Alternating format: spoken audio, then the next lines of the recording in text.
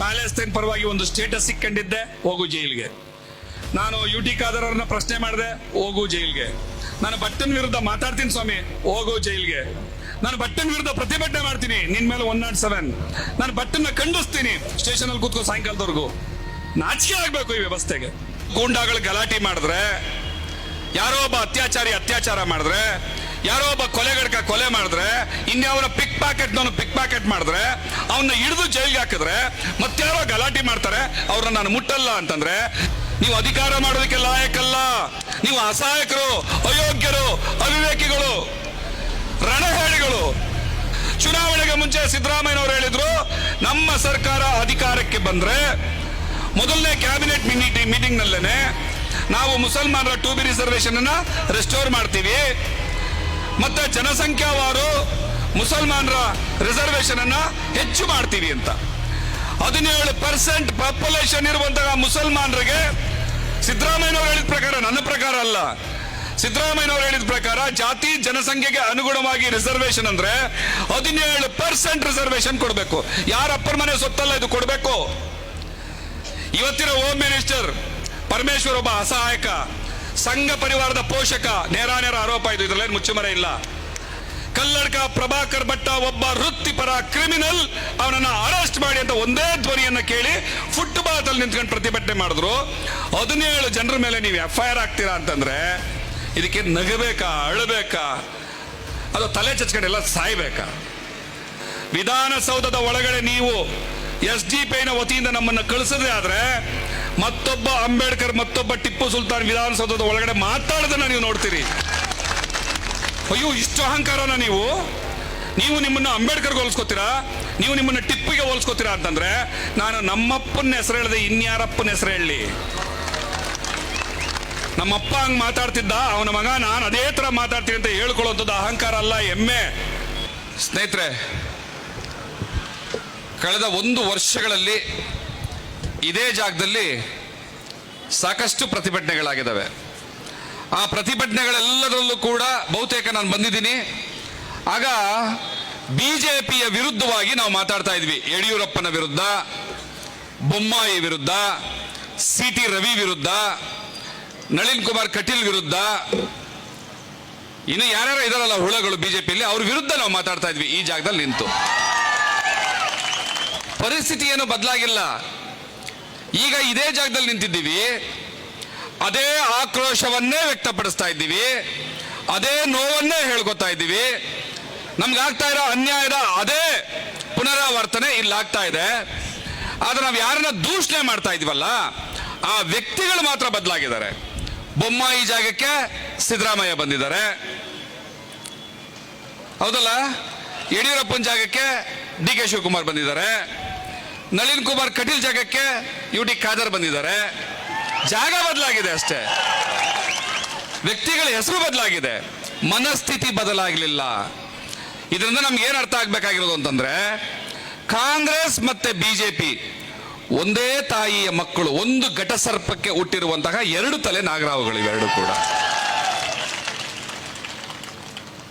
ಒಂದು ವೇಳೆ ಈಗ ಮಾತಾಡ್ತಾ ಇಲ್ಲಿ ಅನ್ವರ್ ಸಾದತ್ ಅವರು, ನಮ್ಮ ಜಿಲ್ಲಾಧ್ಯಕ್ಷರು ಹೇಳಿದ್ರು, ಭಾಸ್ಕರ್ ಪ್ರಸಾದ್ ಅವ್ರನ್ನ, ಅಬ್ದುಲ್ ಮಾಜಿದ್ ಅವ್ರನ್ನ, ರಿಯಾಜ್ ಫರಂಗಿಪೇಟೆ ಅವ್ರನ್ನ ಗೆಲ್ಲಿಸಿ ಕಳಿಸ್ಬೇಕಿತ್ತು ಅಂತ. ಆಗ್ಲಿಲ್ಲ. ಒಂದು ವೇಳೆ ನಾನೇನಾದ್ರೂ ಇವತ್ತು ವಿಧಾನಸೌಧದಲ್ಲಿ ಇದ್ದಿದ್ರೆ ಕಲ್ಲಡ್ಕ ಪ್ರಭಾಕರ್ ಭಟ್ಟನ್ನ ಹುಚ್ಚನಾಯಿ ತರ ಜೈಲೊಳಗಡೆ ಕೂಡ ಹಾಕ್ತಿಸ್ದೆ.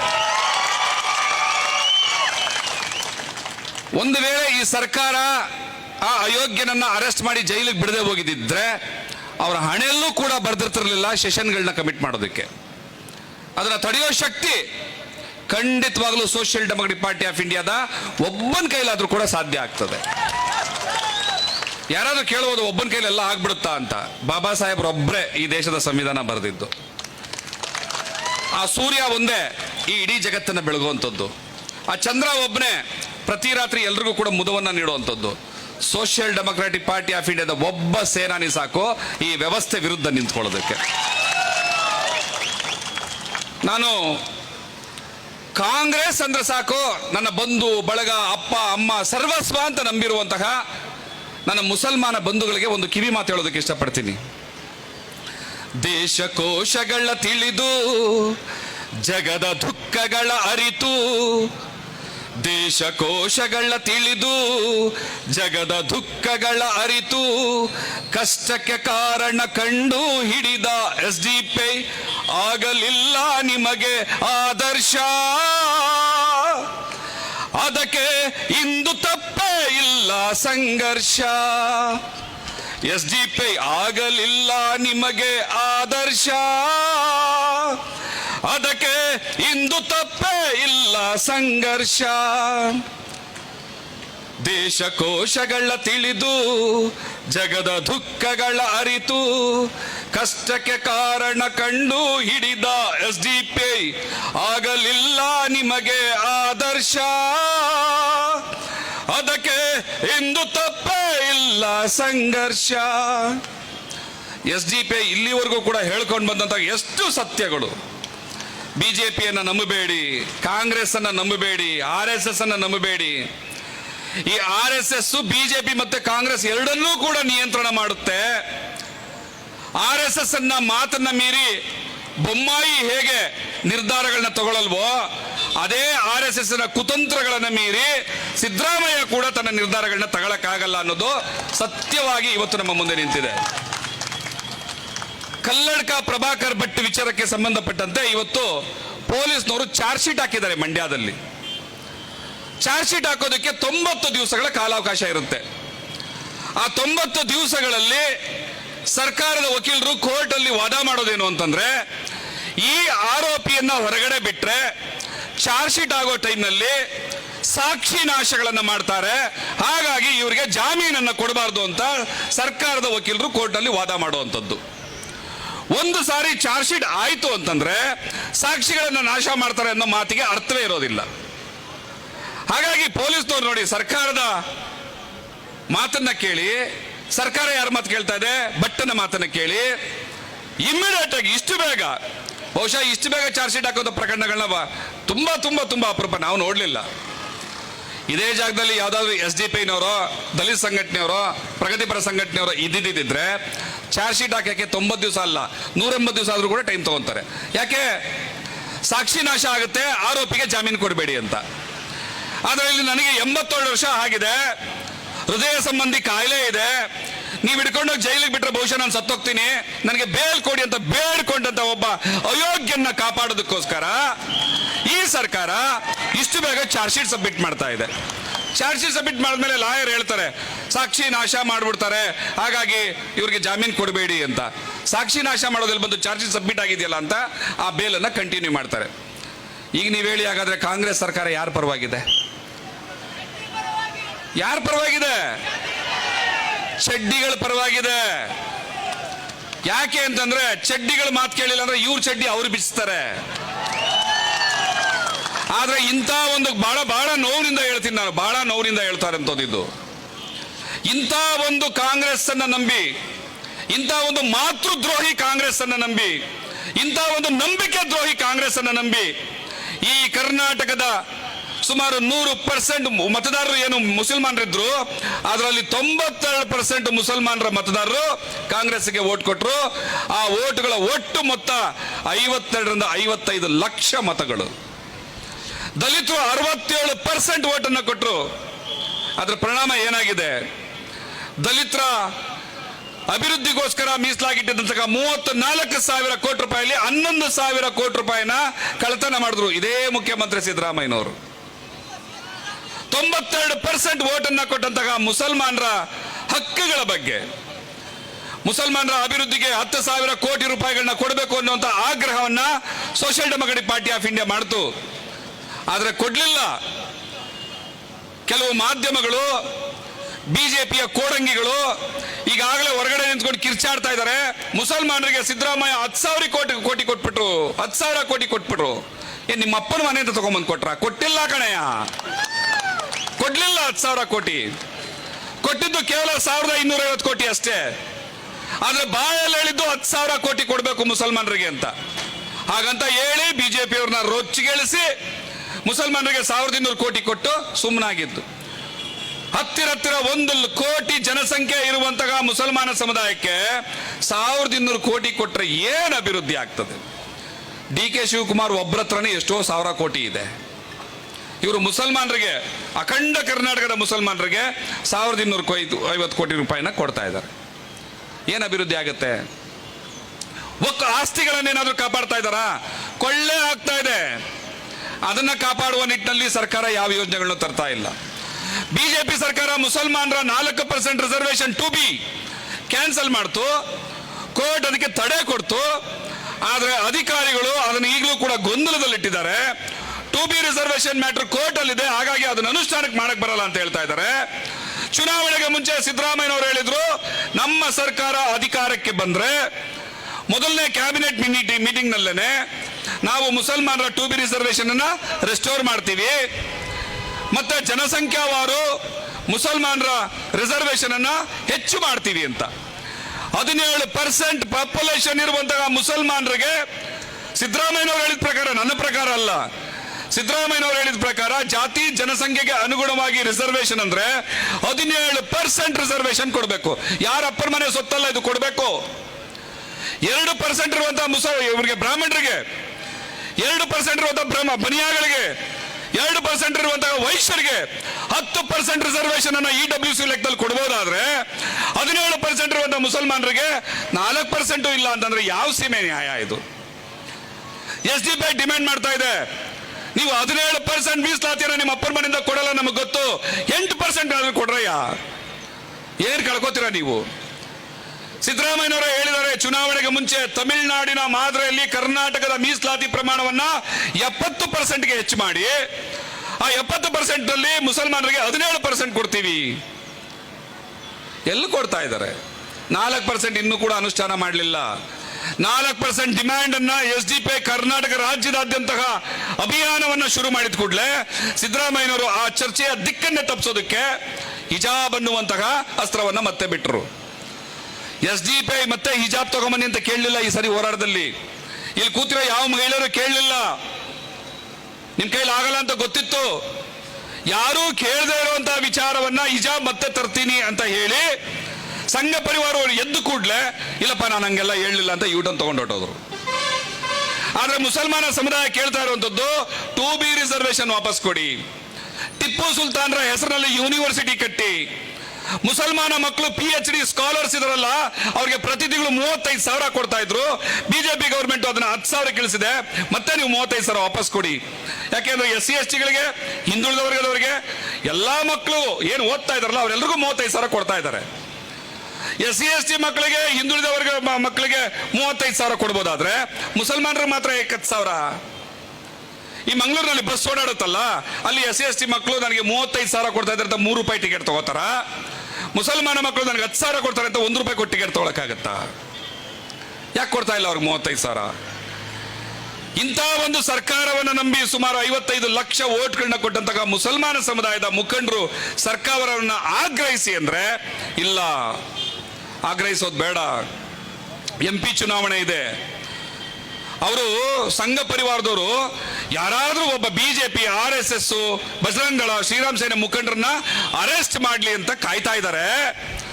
ಸಿದ್ದರಾಮಯ್ಯನ ಸರ್ಕಾರ ಯಾವ್ದಾದ್ರು ಸಂಘ ಪರಿವಾರದವ್ರನ್ನ ಅರೆಸ್ಟ್ ಮಾಡಿದ್ರೆ ಕರ್ನಾಟಕ ರಾಜ್ಯದಲ್ಲಿ ತುಂಬಿ ಏಳಿಸಬೇಕು ಅಂತ ಕಾಯ್ಕೊಂಡಿದ್ದಾರೆ. ಅದಕ್ಕೆ ಅವಕಾಶ ಕೊಡದೆ ಅವ್ರನ್ನ ಅರೆಸ್ಟ್ ಮಾಡೋದು ಬೇಡ, ಸುಮ್ಮನೆ ಇರೋಣ, ಇದು ಬುದ್ಧಿವಂತಿಕೆ, ಇಂಥ ಸರ್ಕಾರವನ್ನ ಬೆಂಬಲಿಸೋಣ ಅಂತ ಮಾತಾಡ್ತಿದ್ದಾರೆ.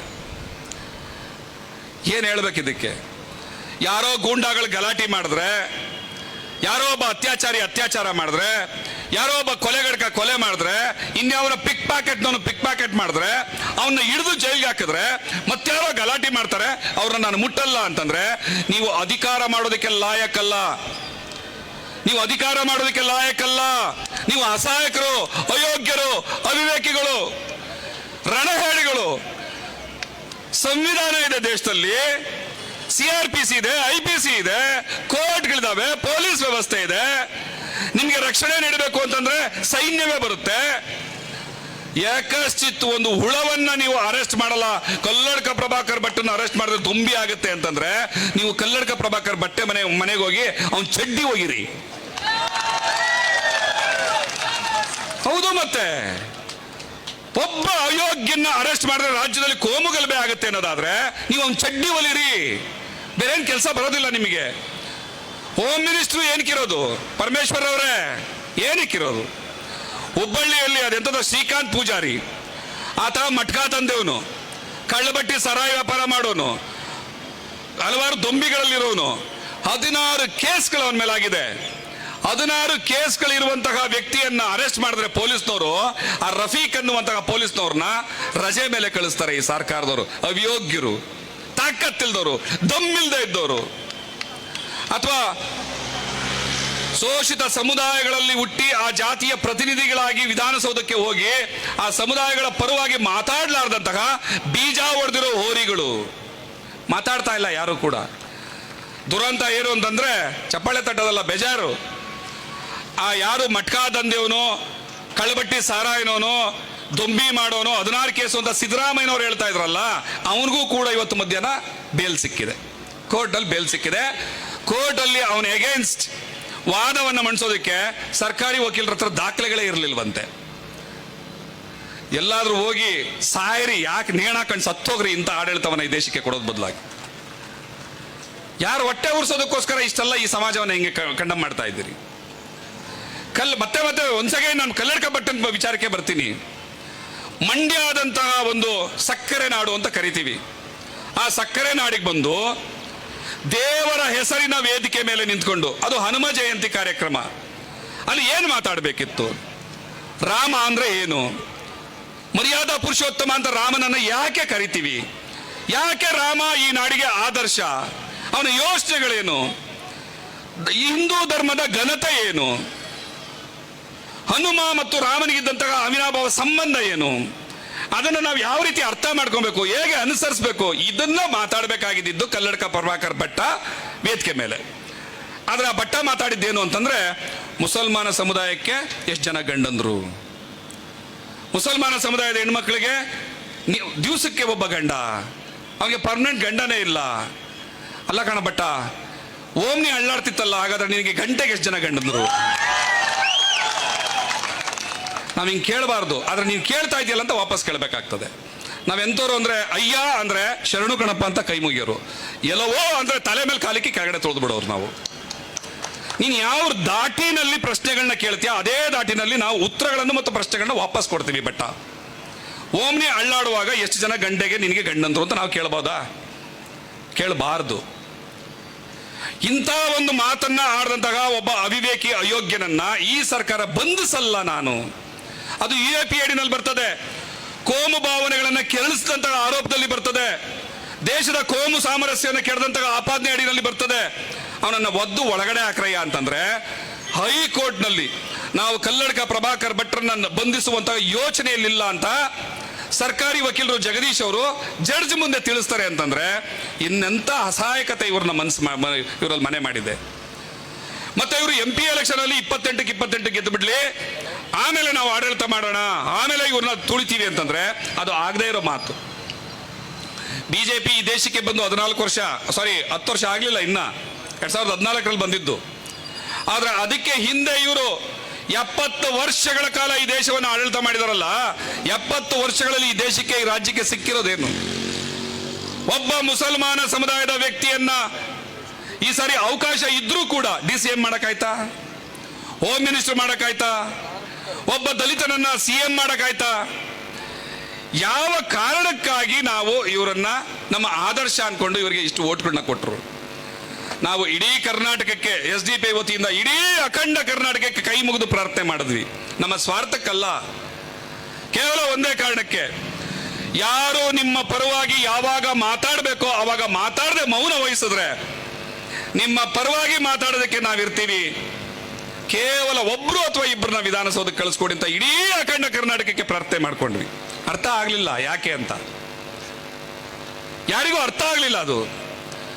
ನೋಡಿ ಇವತ್ತು ಎಂತೆಂಥ ಸಂದರ್ಭ, ಹಿಜಾಬ್ ವಿಚಾರ ಬಂತು, ಅಜಾನ್ ವಿಚಾರ ಬಂತು, ಹಲಾಲ್ ವಿಚಾರ ಬಂತು, ಮುಸಲ್ಮಾನರ ವಿದ್ಯಾರ್ಥಿ 35,000 ರೂಪಾಯಿ ಸ್ಟೈಫಂಡ್ ಅದು ವಿಚಾರ ಬಂತು, 10,000 ಕೋಟಿ ಬಂತು, ವಕ್ಫ್ ಮಂಡಳಿ ಆಸ್ತಿಗಳನ್ನ ರಕ್ಷಣೆ ಮಾಡುವಂತ ವಿಚಾರ ಬಂತು.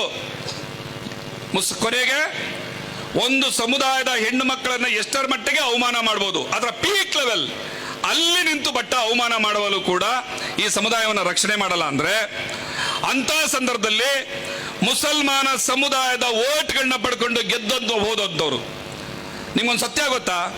ಇಡೀ ಕರ್ನಾಟಕದಲ್ಲಿ ಸುಮಾರು 43 ವಿಧಾನಸಭಾ ಕ್ಷೇತ್ರಗಳಲ್ಲಿ ಮುಸಲ್ಮಾನ ವೋಟರ್ಸ್ ಡಿಸೈಡಿಂಗ್ ಫ್ಯಾಕ್ಟರ್ಸ್. 43 ಕ್ಷೇತ್ರಗಳಲ್ಲಿ ಮುಸಲ್ಮಾನರು ಏನು ಮನಸ್ಸು ಮಾಡ್ತಾರೆ ಅವರೇ ಗೆಲ್ಲುವಂಥದ್ದು. ಅಂತ 43 ಕ್ಷೇತ್ರಗಳಲ್ಲಿ ಕಾಂಗ್ರೆಸ್ ಅನ್ನ ಗೆಲ್ಲಿಸಿ ಕಳಿಸಿದಂತ ಮುಸಲ್ಮಾನರಿಗೆ ಇವರು ಕೊಟ್ಟಿದ್ದೇನು? ಅವಮಾನ, ಅಪಮಾನ, ಕಣ್ಣೀರು. ಮಾನ್ಯ ಗೌರವಾನ್ವಿತ ಸಭಾಪತಿ UT ಖಾದರ್ ಅವರನ್ನ ಗೌರವಯುತವಾಗಿ ಸಾವರ್ಕರ್ ವಿಚಾರದಲ್ಲಿ ನಿಮ್ಮ ನಿಲುವು ಸರಿ ಅಲ್ವಾ ಅಲ್ಲ ಮಾನ್ಯ ಸಭಾಪತಿಗಳೇ ಅಂತ ಪ್ರಶ್ನೆ ಮಾಡಿದಂತಹ ಸ್ನೇಹಿತ ರಿಯಾಜ್ ಕಡಂಬ ಅವ್ರನ್ನ ಪೊಲೀಸ್ನವರು ಸುಮೋಟೋ ಹಾಕೊಂಡು ತಗೊಂಡೋಗಿ ಅರೆಸ್ಟ್ ಮಾಡ್ತಾರೆ. ಕಲ್ಲಡ್ಕ ಪ್ರಭಾಕರ್ ಭಟ್ ವಿಚಾರದಲ್ಲಿ ಸುಮೋಟೋ ಹಾಕೋದಕ್ಕೆ ಪೆನ್ನಲ್ಲಿ ಇಂಕಿಲ್ವಾ ಪೊಲೀಸ್ನವ್ರೆ? ಆಗಲ್ವಾ? ಕಲ್ಲಡ್ಕ ಪ್ರಭಾಕರ್ ಭಟ್ನ ನೀವು ಅರೆಸ್ಟ್ ಮಾಡಕ್ ಆಗ್ಲಿಲ್ಲ, ಯಾಕೆಂದ್ರೆ ಸರ್ಕಾರದ ಒತ್ತಡ. ನಾನು ಕಳೆದ ಸಾರಿ ಇಲ್ಲೇ ನಿಂತಿರುವಾಗ ಒಂದು ಮಾತನ್ನು ಹೇಳಿದ್ದೆ. ಇವತ್ತು ಹೋಮ್ ಮಿನಿಸ್ಟರ್ ಅರಗ ಜ್ಞಾನೇಂದ್ರ ಹೇಳ್ತಾ ಇದ್ದಾರೆ ಅಂತ ನೀವು ಅವ್ರ ಮಾತನ್ನ ಕೇಳ್ತಾ ಇದ್ದೀರಿ. ಮುಂದೆ ಹೋಮ್ ಮಿನಿಸ್ಟರ್ ಇನ್ಯಾರೋ ಬಂದ್ರೆ ಅವ್ರ ಮಾತನ್ನ ಕೇಳ್ತೀರಿ. ನಾಳೆ ನಾನು ಹೋಮ್ ಮಿನಿಸ್ಟರ್ ಆದ್ರೂ ನನ್ನ ಮಾತು ನೀವು ಕೇಳ್ತೀರಿ ಅಂತ. ನೀವು ಅಸಹಾಯಕರು, ಏನು ಮಾಡಕ್ ಆಗದೆ ಇರೋ ಪರಿಸ್ಥಿತಿ. ಇವತ್ತಿನ ಹೋಮ್ ಮಿನಿಸ್ಟರ್ ಪರಮೇಶ್ವರ್ ಒಬ್ಬ ಅಸಹಾಯಕ, ಸಂಘ ಪರಿವಾರದ ಪೋಷಕ. ನೇರ ಆರೋಪ ಇದು, ಇದ್ರಲ್ಲೇನು ಮುಚ್ಚುಮರೆ ಇಲ್ಲ. ಆ ಪರಮೇಶ್ವರ್ ಏನ್ ಹೇಳ್ತಾರೆ ಅದನ್ನ ನೀವು ಪಾಲಿಸ್ತಾ ಇದ್ದೀರಿ. ಕಲ್ಲಡ್ಕ ಪ್ರಭಾಕರ್ ಮುಟ್ಟಬೇಡಿ, ಮುಟ್ಟಲ್ಲ. ಕಲ್ಲಡ್ಕ ಪ್ರಭಾಕರ್ ಭಟ್ ವಿರುದ್ಧವಾಗಿ ಯಾರು ಪ್ರತಿಭಟನೆ ಮಾಡ್ತೀರಿ ಅಂತ ರೋಡ್ ಬರ್ತಾರೆ, ಅವ್ರ ಮೇಲೆ ನೀವು 107 ಹಾಕ್ತೀರಿ, ಅವ್ರನ್ನ ರೆಸ್ಟ್ರಿಕ್ಟ್ ಮಾಡ್ತೀರಿ, ಅವ್ರ ಮೇಲೆ ಬೆದರಿಕೆ ಹಾಕ್ತೀರಿ ಅಂತಂದ್ರೆ ಇದು ಯಾವ ರೀತಿಯ ಆಡಳಿತ ಅಂತ ನನಗೆ ಸ್ವಲ್ಪ ಹೇಳಿ. ಈ ದೇಶದಲ್ಲಿ ಏನಾದರೂ ಪ್ರಜಾಪ್ರಭುತ್ವ ವ್ಯವಸ್ಥೆ ಇದೆಯಾ ಅಥವಾ ಮನುವಾದ ಏನಾದರೂ ಇದೆಯಾ ಈ ದೇಶದಲ್ಲಿ? ನಾನು ಬಹಳ ಗೌರವಾನ್ವಿತವಾಗಿ ಪ್ರಶ್ನೆ ಮಾಡ್ತೀನಿ, ಮತ್ತೆ ನಿಮ್ಮಲ್ಲಿ ರಿಕ್ವೆಸ್ಟ್ ಮಾಡ್ತೀನಿ. ಈ ಕಾನೂನನ್ನ, ಸುವ್ಯವಸ್ಥೆಯನ್ನ ಕಾಪಾಡುವಂತಹ ಕಾಕಿ ನಮ್ಮ ಮೈ ಮೇಲಿದೆ ಅನ್ನುವುದನ್ನ ಬಹಳ ಪ್ರಜ್ಞಾಪೂರ್ವಕವಾಗಿ ನೀವು ಯೋಚನೆ ಮಾಡಬೇಕೆ ಹೊರತು RSS ಯೂನಿಫಾರ್ಮ್ ಮೈ ಮೇಲಿದೆ ಅಂತ ಯೋಚನೆ ಮಾಡಬಾರ್ದು ಯಾರು ಕೂಡ. 17 ಜನ ಕಮ್ಯುನಿಸ್ಟ್ ಗೆಳೆಯರನ್ನ ಮೊನ್ನೆ ಅಷ್ಟೇ ಅವ್ರೇನು ದೊಂಬಿ ಮಾಡಲಿಲ್ಲ, ಕಲ್ಲೊಡಿಲಿಲ್ಲ, ಲೂಟಿ ಮಾಡಲಿಲ್ಲ, ಕಿರ್ಚಾಡ್ಲಿಲ್ಲ, ಯಾರಿಗೂ ಅವಮಾನ ಮಾಡಲಿಲ್ಲ, ಯಾರ ತಾಯಿ, ತಂಗಿ, ಅಕ್ಕನ್ನ ಅವಮಾನ ಮಾಡಲಿಲ್ಲ, ಅವ್ರ ಬಗ್ಗೆ ಕೆಟ್ಟದಾಗ ಮಾತಾಡಲಿಲ್ಲ. ಕಲ್ಲಡ್ಕ ಪ್ರಭಾಕರ್ ಭಟ್ಟ ಒಬ್ಬ ವೃತ್ತಿಪರ ಕ್ರಿಮಿನಲ್, ಅವನನ್ನ ಅರೆಸ್ಟ್ ಮಾಡಿ ಅಂತ ಒಂದೇ ಧ್ವನಿಯನ್ನ ಕೇಳಿ ಫುಟ್ಪಾತ್ ಅಲ್ಲಿ ನಿಂತ್ಕೊಂಡು ಪ್ರತಿಭಟನೆ ಮಾಡಿದ್ರು. 17 ಜನರ ಮೇಲೆ ನೀವು FIR ಆಗ್ತೀರಾ ಅಂತಂದ್ರೆ ಇದಕ್ಕೆ ನಗಬೇಕಾ, ಅಳಬೇಕಾ, ಅದು ತಲೆ ಚಚ್ಕೊಂಡೆಲ್ಲ ಸಾಯ್ಬೇಕಾ? ಇನ್ನು ನಮ್ಮ ವಿಮ್ನ ಸಹೋದರಿಯರು ಕಲ್ಲಡ್ಕ ಪ್ರಭಾಕರ್ ಭಟ್ ನಮ್ಮನ್ನ ಅವಮಾನ ಮಾಡಿಸುವಂತ ಪ್ರಯತ್ನದ ಮೂಲಕ ಆತನ ತಾಯಿ, ತಂಗಿ, ಮಗಳಿಗೂ ಕೂಡ ಅವಮಾನ ಮಾಡಿದ್ದಾನೆ. ಈ ಮಾತನ್ನ ಸ್ವಂತ ಅವನ ಹೊಟ್ಟೆಲಿಡಿದಂತ ಮಗಳು ಕೂಡ ಒಪ್ಪಕ್ಕೆ ಸಾಧ್ಯ ಇಲ್ಲ.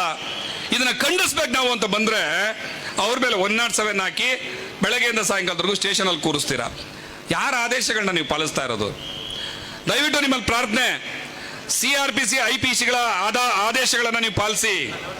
ಯಾರೋ ಫೋನಲ್ಲಿ ಹೇಳಿದ ಆದೇಶಗಳನ್ನಲ್ಲ. ಸರ್ ನಮಗೆ ತುಂಬಾ ಒತ್ತಾಯ ಇದೆ, ಒತ್ತಡ ಇದೆ, ಹಾಗಾಗಿ ನಾವು ಮಾಡಲೇಬೇಕಾಗತ್ತೆ. ಯಾರ ಒತ್ತಾಯ, ಯಾರ ಒತ್ತಡ? ಕಾನೂನಿನ ಒತ್ತಾಯ, ಕಾನೂನಿನ ಒತ್ತಡಕ್ಕೆ ನೀವು ಮುಣಿಯಾಗಬೇಕೇ ಹೊರತು ಯಾರದೋ ವ್ಯಕ್ತಿಯ ಒತ್ತಡಕ್ಕಲ್ಲ. ನಾನು ಪದೇ ಮತ್ತೆ ನಿಮಗೆ ರಿಪೀಟ್ ಮಾಡ್ತಾ ಇದ್ದೀನಿ. ಆ ಸ್ಥಾನದಲ್ಲಿ ಇವತ್ತು ಅವರಿದ್ದಾಗ ಅವ್ರ ಮಾತು ಕೇಳ್ತೀರಿ, ನಾಳೆ ನಾವು ಬಂದ್ರೆ ನನ್ನ ಮಾತು ಕೇಳ್ತೀರಿ. ಆದ್ರೆ ಅದು ತಪ್ಪು. ನೀವು ಕಾನೂನಿನ ಮಾತನ್ನು ಮಾತ್ರ ಕೇಳಿ, ಕಾನೂನಿನ ಸೆಕ್ಷನ್ಗಳು ಏನ್ ಹೇಳ್ತವೆ ಅದು ಕೇಳಿ, ಆ ಕಾನೂನಿನ ಅಧ್ಯಾಯಗಳು ಏನ್ ಹೇಳ್ತವೆ ನಿಮ್ಗೆ ಅದನ್ನು ಮಾತ್ರ ಕೇಳಿ. ಬಜರಂಗ ದಳದವರು, ಶ್ರೀರಾಮ್ ಸೇನವರು ಕೇಕೆ ಹಾಕ್ತಾರೆ, ಉಚ್ಚಾಟ ಮಾಡ್ತಾರೆ, ಅರ್ಚಾಡ್ತಾರೆ. ಆ ಮಂಡ್ಯದ ಏನೋ ರಾಮ ಯಾತ್ರೆನಲ್ಲೇನೆ ಮುಸಲ್ಮಾನ ಸಮುದಾಯದ ಹೆಣ್ಮಕ್ಳ ಮೇಲೆ ದಾಳಿ ಮಾಡಿದ್ರು, ಮನೆ ಮೇಲೆ ನುಗ್ಗಿದ್ರು, ಆ ಮಸೀದಿಯನ್ನ ಈಗಲೇ ಒಡೆದಾಕ್ತೀವಿ ಅಂತ ನುಗ್ಗಿದ್ರು. ಅವ್ರ ಮೇಲೆ ಒಂದು ಕೇಸ್ ಹಾಕ್ಲಿಲ್ಲಪ್ಪ. ಯಾಕ್ರೋ ಅಯೋಗ್ಯರ ಹಿಂಗ್ ಮಾಡ್ತಾ ಇದ್ದೀರಾ, ಇದು ತಪ್ಪು ಕಂಡ್ರು ಅಂದ್ರೆ ಅವ್ರ ಮೇಲೆ ಕೇಸ್ ಹಾಕ್ತೀರಾ?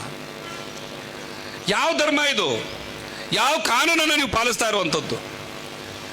ಮುಸಲ್ಮಾನ ಸಮುದಾಯದ ಮೇಲೆ ಕಾಂಗ್ರೆಸ್ಸಿನ ಸರ್ಕಾರ ತಾರತಮ್ಯ ಅನ್ನೋದನ್ನ ಅತಿ ಹೆಚ್ಚಾಗಿ ಮಾಡ್ತಾ ಇದೆ. ಮುಸಲ್ಮಾನರ ವಿಚಾರದಲ್ಲಿ ಯಾರಾದ್ರೂ ಪ್ರಶ್ನೆ ಮಾಡಿದ್ರೆ ನಿಮ್ಮನ್ನ ಪಕ್ಷದಿಂದ ಹೊರಗಡೆ ಆಗ್ತೀವಿ ಅಂತ ಮುಸಲ್ಮಾನ ಸಮುದಾಯದ ಶಾಸಕರನ್ನ ಬೆದರಿಸ್ತಾ ಇದ್ದಾರೆ. ಒಂದಲ್ಲ ಎರಡಲ್ಲ, ಹೇಳ್ತಾ ಹೋದ್ರೆ ಇದು ಎಷ್ಟು ಟೈಮ್ ತಗೊಳ್ತಾ ಗೊತ್ತಿಲ್ಲ. ಮೊನ್ನೆ ಸಿದ್ದರಾಮಯ್ಯನವರು ಇವತ್ತು ಬೆಳಗ್ಗೆ ಹೇಳ್ತಾ ಇದ್ದಾರೆ, ಅವರ ಫೇಸ್ಬುಕ್ ನಲ್ಲಿ ಒಂದು ಸ್ಪಷ್ಟನೆಯನ್ನು ಕೊಡ್ತಾ ಇದ್ದಾರೆ. ಬಾಬಾ ಬುಡನ್ಗಿರಿ ಸಂಬಂಧಪಟ್ಟಂತೆ ಏನಲ್ಲಿ ದರ್ಗಾಗಳನ್ನು ನಾಶಪಡಿಸಿದಂತಹ ವಿಚಾರ ಇತ್ತು, ಆ ಕೇಸನ್ನ ಕಾಂಗ್ರೆಸ್ ಸರ್ಕಾರ ಮತ್ತೆ ರೀಓಪನ್ ಮಾಡ್ತಾ ಇದೆ ಅಂತ ಮಾಧ್ಯಮಗಳು ಸುಳ್ಳನ್ನೇ ಹೇಳ್ತಾ ಇದ್ದಾರೆ ಅಂತ ಒಂದು ಸ್ಪಷ್ಟೀಕರಣವನ್ನು ಕೊಡ್ತಾರೆ.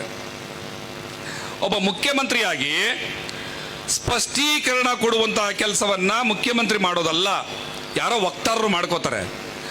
ಒಬ್ಬ ಮುಖ್ಯಮಂತ್ರಿ ಆರ್ಡರ್ ಮಾಡ್ಬೇಕು. ನೀವು ಸುಳ್ಳು ಸುದ್ದಿಗಳನ್ನ ಪ್ರಚಾರ ಮಾಡ್ತಾ ಇದ್ದೀರಲ್ಲ, ಅದರ ಆಧಾರದಲ್ಲಿ ಮೇಲೆ ಕ್ರಮ ತಗೋತೀವಿ ಅಂತ ಹೇಳಿ. ತಕ್ಕತ್ತಿಲ್ವಾ ಸಿದ್ದರಾಮಯ್ಯನವ್ರಿಗೆ? ನಿಮ್ಮ ಸುಳ್ಳು ಸುದ್ದಿಗಳಿಂದಾಗಿ ಅಲ್ಲಿ ಕೋಮುಗಲಭೆ ಸೃಷ್ಟಿ ಆಯ್ತು ಅಂತಂದ್ರೆ ಅದಕ್ಕೆ ನೀವು ಹೊಣೆ ಅಂತ ಯಾರಿಗೆ ಹೇಳಬೇಕು? ಅಲ್ಲಿ ಸುಳ್ಳು ಸುದ್ದಿಗಳನ್ನ ಸೃಷ್ಟಿ ಮಾಡ್ತಾ ಇರೋಂಥವ್ರಿಗೆ. ಅವ್ರಿಗೆ ಹೇಳಲಿಲ್ಲ, ಅದ್ರ ಬದಲ ಕೈ ಮುಕ್ಕೊಂಡು ಸ್ವಾಮಿ ನಾನಂತ ತಪ್ಪು ಮಾಡಿಲ್ಲ, ನಾನು ಮಾಡಿ ನೀವು ಮಾಡಿಲ್ಲ ಅಂತ ಹೇಳ್ಬೇಕಾಗಿಲ್ಲ. ನೀವು ಯಾರು ಸುಳ್ಳುಗಳನ್ನು ಹೇಳ್ತಾ ಇದ್ದಾರೆ ಅವ್ರ ಮೇಲೆ ಕ್ರಮ ತಗೊಳ್ಳುವಂತ ಕೆಲಸವನ್ನ ನೀವು ಮಾಡಬೇಕಾಗದೆ. ಹಿಂದಿನ ಕಾಂಗ್ರೆಸ್ಸಿನ ರಾಜ್ಯಾಧ್ಯಕ್ಷರಾಗಿದ್ದಂತಹ ದಿನೇಶ್ ಗುಂಡೂರಾವ್ ಹುಬ್ಬಳ್ಳಿಯಲ್ಲಿ ಏನೋ ಒಂದು ಮಟ್ಕ ದಂಧೆ ಮಾಡುವಂತನು, ಕಳ್ಳಪಟ್ಟಿ ಸಾರಾಯಿ ವ್ಯಾಪಾರಸ್ಥ, ಗೂಂಡ ಏನಾರ ಶ್ರೀಕಾಂತ್ ಪೂಜಾರಿ, ಅವನೊಬ್ಬ ವೃತ್ತಿಪರ ಕ್ರಿಮಿನಲ್ ಅಂತ ಹೇಳ್ತಾರೆ. ಸಿದ್ದರಾಮಯ್ಯನವರು ಹೇಳ್ತಾರೆ ಆತ ಒಬ್ಬ ಗೂಂಡ, ಬಿಜೆಪಿಯವರು ಅವನ ಪರವಾಗಿ ಬೀದಿಗಿಳಿದಿದ್ದಾರೆ ಅಂತ. ಇದೇ ಮಂಗಳೂರಿನ ಕರಾವಳಿ ಭಾಗದ ಶಾಸಕ ಸುನಿಲ್ ಕುಮಾರ್, ನಾನು ಕೂಡ ಕರಸೇವಕ, ನನ್ನನ್ನು ಬಂಧಿಸಿ ಅಂತ ಪ್ಲೆಕಾರ್ಡ್ ಹಿಡ್ಕೊಂಡು ಕೂತ್ಕೋತಾರೆ. ಈಶ್ವರಪ್ಪ ಕರ್ನಾಟಕದ ಎಲ್ಲ ಮಸೀದಿಗಳನ್ನ ಒಡೆದಾಗ್ತೀವಿ ಅಂತ ಹೇಳಿಕೆ ಕೊಡ್ತಾರೆ. ಕ್ರಮ ತಗೊಂಡಿದ್ದಲ್ರಿ, ನಿಮ್ಮ ಹೇಳಿಕೆಗಳು ತಗೊಂಡು ಏನ್ರಿ ಮಾಡ್ಕೋಬೇಕು? ಈ ರಾಜ್ಯದ ಮಂತ್ರಿ ಮಲ್ಲಿಕಾರ್ಜುನ್ ಖರ್ಗೆ ಅವರ ಮಗ ಪ್ರಿಯಾಂಕ್ ಖರ್ಗೆ ಹೇಳ್ತಾರೆ ಗೂಂಡಾಗಿರಿಗೆ ನಾವು ಅವಕಾಶ ಮಾಡಿಕೊಡಲ್ಲ, ಕೋಮು ಪ್ರಚೋದನೆ ಮಾಡುವಂತವ್ರನ್ನ ಒದ್ದು ಒಳಗಡೆ ಹಾಕ್ತೀವಿ ಅಂತ. ಕಲ್ಲಡ್ಕ ಪ್ರಭಾಕರ್ ಭಟ್ನ ಮುಟ್ಲೇ ಇಲ್ಲ. ನಿಮ್ಮ ಡೈಲಾಗ್ಗಳಿಗೆ ಕೇಳಿಕೊಂಡು ಚಪ್ಪಾಳೆ ತಟ್ಟೋದಕ್ಕೆ ಇದು ಕಾಟೇರ ಪಿಕ್ಚರ್ ಅಲ್ಲ, ವ್ಯವಸ್ಥೆ. ಇಲ್ಲಿ ಸಿಎಂ ಸಿದ್ದರಾಮಯ್ಯನವರಾಗ್ಲಿ, ಪರಮೇಶ್ವರ್ ಆಗ್ಲಿ, ಡಿ ಕೆ ಶಿವಕುಮಾರ್ ಆಗ್ಲಿ, ಖರ್ಗೆ ಆಗ್ಲಿ, ಡೈಲಾಗ್ಗಳನ್ನ ಹೊಡ್ಕೊಂಡು ಕೂತ್ಕೊಳ್ಳೋದಕ್ಕೆ ಇದು ಪಿಕ್ಚರ್ ಅಲ್ಲ, ವ್ಯವಸ್ಥೆ. ಸಿಗ್ನೇಚರ್ ಮಾಡಿ, ಆದೇಶಗಳನ್ನ ಮಾಡಿ, ಡೌ ಮಾಡಬೇಡಿ. ಆದ್ರೆ ಇವತ್ತೇನ್ ಮಾಡ್ತಾ ಇದ್ದಾರೆ? ಎಲ್ಲರ ಹಕ್ಕುಗಳು. ಒಬ್ಬ ದಲಿತ ಯುವಕ ಚಿಕ್ಕಮಂಗ್ಳೂರಿನಲ್ಲಿ, ಯಾವುದೋ ಒಂದು ಮೇಲ್ಜಾತಿನೂ ಅಲ್ಲದ OBC ಗೊಲ್ರಟ್ಟಿ, ಗೊಲ್ಲರು ವಾಸ ಮಾಡುವಂತಹ ಏರಿಯಾದಲ್ಲಿ ಒಬ್ಬ ಮಾದಿಗ ಸಮುದಾಯದ, ಅಸ್ಪೃಶ್ಯ ಸಮುದಾಯದ ಯುವಕ ಹೋಗಿದ್ದಕ್ಕೆ ಇವತ್ತನ್ನು ಒದ್ದು ಆಸ್ಪತ್ರೆಯಲ್ಲಿ ಮಲಗಿಸಿದ್ದಾರೆ. ಹೋಮ್ ಮಿನಿಸ್ಟರ್ ಏನ್ ಮಾಡ್ತಾ ಇದ್ದಾರೆ? ಒಬ್ಬ ಹೆಂಗಸನ್ನ ಬೆತ್ತಲೆ ಮಾಡಿ ಓಡಾಡಿಸ್ತಾರೆ. ಹೋಮ್ ಮಿನಿಸ್ಟರ್ ಏನ್ ಮಾಡ್ತಾ ಇದ್ದಾರೆ? CM ಏನ್ ಮಾಡ್ತಾ ಇದ್ದಾರೆ? ಈ ಯಾವುದೇ ಪ್ರಶ್ನೆಗಳಿಗೂ ಇಲ್ಲಿವರೆಗೂ ಕೂಡ ಉತ್ತರ ಸಿಗಲಿಲ್ಲ. ನನ್ನ ಮಾತನ್ನು ಮುಗಿಸೋದಕ್ಕೆ ಮುಂಚೆ 2 ವಿಚಾರಗಳನ್ನ ನಿಮಗೆ ಸ್ಪಷ್ಟಪಡಿಸಿ ನಾನು ಮಾತನ್ನು ಮುಗಿಸ್ತೀನಿ. ಇವತ್ತು ಈಶ್ವರಪ್ಪ ಕೊಟ್ಟಿರುವಂತಹ ಹೇಳಿಕೆಗಳು ಬಹಳ ದೊಡ್ಡ ಅಪಾಯಕಾರಿಯಾದಂತಹ ಹೇಳಿಕೆಗಳು. ಜನವರಿ 22ನೇ ತಾರೀಕು ರಾಮ ಮಂದಿರ ಉದ್ಘಾಟನೆ ಆಗುವ ಸಂದರ್ಭದಲ್ಲಿ ಇಡೀ ಕರ್ನಾಟಕದ ಮುಸಲ್ಮಾನರು ಸೇರಿದಂತೆ ರಾಮ ಭಜನೆಯನ್ನ ಮಾಡಬೇಕು ಅಂತ. ರಾಮ ಭಜನೆ ಮಾಡಬೇಕಾ ಬಿಡಬೇಕಾ ಅನ್ನುವಂಥದ್ದನ್ನು ನಾವು ನಿರ್ಧಾರ ಮಾಡ್ತೀವಿ ಹೊರತು ಇಲ್ಲಿ ಯಾರಪ್ಪನ ಮಗನಿಗೂ ನಾವು ಅಪ್ಪಣೆಯನ್ನ ಕೊಡಿಸಿಲ್ಲ. ನೀನು ಹೇಳು ಅಂತ ನಾವು ಕೇಳಿಲ್ಲ. ಮತ್ತೆ ಇಲ್ಲಿ ನಾವು ನಂಬುವಂತಹ ರಾಮ ಯಾರು, ನೀನು ನಂಬುವಂತಹ ರಾಮ ಯಾರು ಅನ್ನೋದು ಡಿಫ್ರೆನ್ಸಿಯೇಷನ್ ನಮಗೆ ಗೊತ್ತಿದೆ. ಜಾತಿಯ ಕಾರಣಕ್ಕೆ ಯಾರ ಮೇಲಾದ್ರೂ ದಬ್ಬಾಳಿಕೆ ಮಾಡು ಅಂತ ನೀವು ರಾಮನನ್ನ ತೋರಿಸೋದಕ್ಕೆ ಬಂದ್ರೆ, ಪ್ರೀತಿಯ ಕಾರಣಕ್ಕೆ ಅಪ್ಕೋ ಅಂತ ನಾವು ಶಬರಿಯ ರಾಮನನ್ನ ತೋರಿಸ್ತೀವಿ. ಶೂದ್ರ ಶಂಭುಕ, ಒಬ್ಬ ಶೂದ್ರ ಅಸ್ಪೃಶ್ಯ ಸಮುದಾಯದವನು, ಅವನು ವಿದ್ಯೆಯನ್ನು ಕಲಿಯೋದು ಕೊಟ್ರೆ ಅವನ ತಲೆಯನ್ನು ಕಡಿ ಅಂತ ರಾಮ ಹೇಳಿದೆ ಅಂತ ನೀವು ಆ ರಾಮನನ್ನ ತೋರಿಸೋದಕ್ಕೆ ಬಂದ್ರೆ, ನಾವು ಸ್ನೇಹಕ್ಕೆ ಹೆಸರಾದಂತಹ ಆಂಜನೇಯ ಮತ್ತು ರಾಮನನ್ನ ತೋರಿಸ್ತೀವಿ. ನಮಗೆ ಗೊತ್ತಿದೆ ರಾಮ ಅಂದ್ರೆ ಏನು ಅಂತ.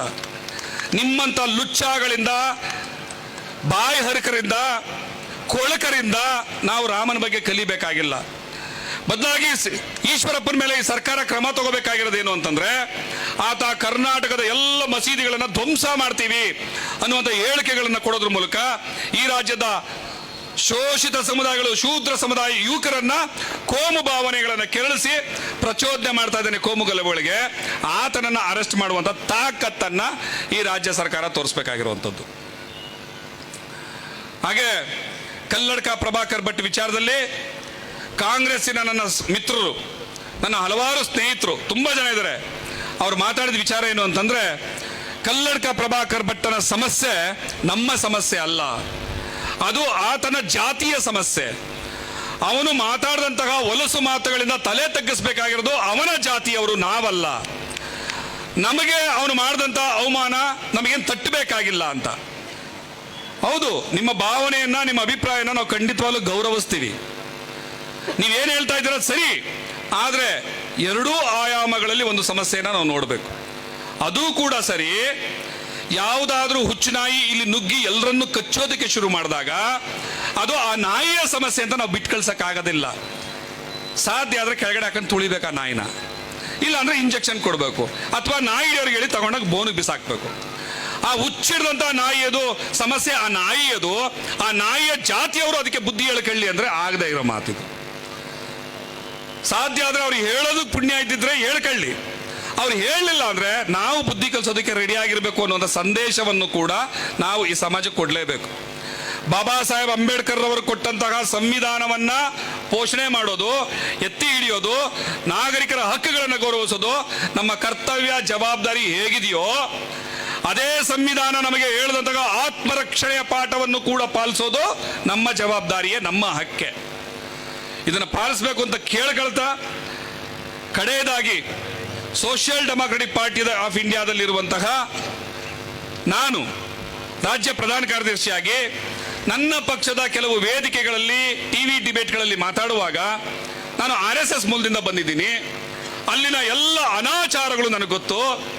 ಈ ಸಮಾಜವನ್ನ ದಿಕ್ಕಿಗೆಡಿಸೋದಕ್ಕೆ RSSನವ್ರು ಏನೆಲ್ಲ ಕುತಂತ್ರಗಳು ಮಾಡ್ತಾರೆ ಅಂತ ನಾನು ಎಕ್ಸ್ಪ್ಲೈನ್ ಮಾಡುವಾಗ ಅಲ್ಲಿ ನಾನು RSS ಇಂದ ಬಂದೆ ಅನ್ನುವಂಥ ಸಣ್ಣ ವಿಚಾರವನ್ನ ಇಟ್ಕೊಂಡು, ನೋಡಿ ಇವರು RSS ಸಪೋರ್ಟ್ ಮಾಡ್ತಾ ಇದ್ದಾರೆ ಅಂತ ತೋರಿಸ್ತಿದ್ದೀರಲ್ಲ, ನಾನು ನಿಮ್ಗೆ ಕಿವಿ ಮಾತು ಹೇಳೋದೇನು ಅಂತಂದ್ರೆ, ನನಗೆ ಗೊತ್ತಿದೆ ನಿಮಗೆ ನನ್ನ ಮೇಲೆ ವೈಯಕ್ತಿಕವಾದಂಥ ದ್ವೇಷ ಇಲ್ಲ, ಇರಕ್ಕೆ ಸಾಧ್ಯವೂ ಇಲ್ಲ, ಯಾವ ಕೋಪನೂ ಇಲ್ಲ. ಬಟ್ ನಿಮ್ಮ ಮನಸ್ಸಲ್ಲಿರೋದು ಒಂದೇ ವಿಚಾರ ಏನು ಅಂತಂದ್ರೆ, ನಾನು ಕಾಂಗ್ರೆಸ್ ಅನ್ನ BJPಯಷ್ಟೇ ಕಠಿಣವಾಗಿ ಟೀಕೆ ಮಾಡ್ತೀನಿ, ವಿರೋಧ ಮಾಡ್ತೀನಿ. MP ಎಲೆಕ್ಷನ್ ಹತ್ರ ಬರ್ತಾ ಇದೆ.